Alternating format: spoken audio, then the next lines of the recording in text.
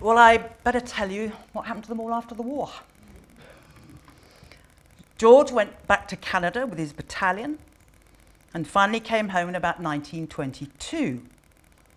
Not long after his return, he was talking to his mother Annie and two of his brothers, John and Ronald, and he said he had no idea what to do.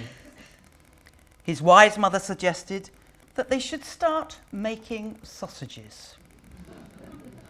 This is exactly what they did in the small washhouse in the garden of 52 High Street, Amersham. The business totally outgrew this washhouse, so the three brothers purchased a bit of land called Wilkins Meadow at the foot of Station Road, Amersham. Tesco's stands on that spot today. By the 50s, G. Brazel & Co. Limited were the largest meat product manufacturers in the south of England. They employed 800 people, 350 of those were in Amersham.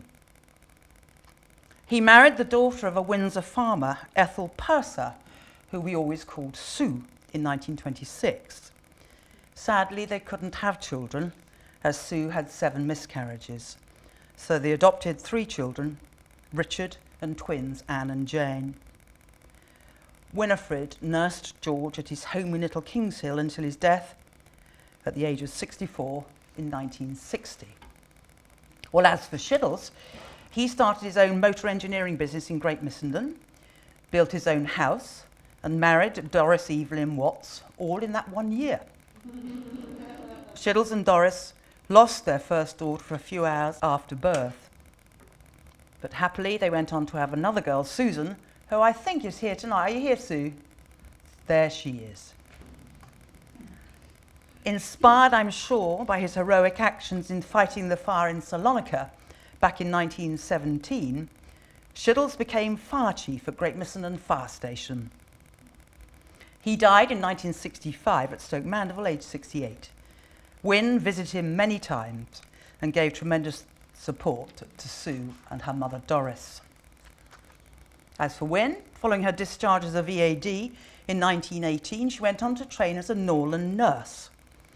She obtained a position with an English family, but it was in Guatemala, Central America. It was there she met her future husband, Felix Francis Coldstream Tuckett. They married out there in 1925. Winifred and Felix had 3 children, Pablo, Michael and Biddy, and Pablo's son, Wynne's grandson, is here tonight, Neil. Sadly, the marriage didn't last, and Winifred came home in 1947 and lived in Little Missenden, pretty well opposite where I lived as a girl. She was a woman of Christian faith and served for many years as a church warden of St. John the Baptist, Little Missenden. Her gravestone in the churchyard reads,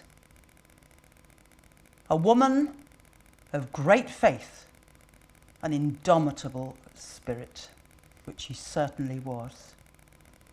The end.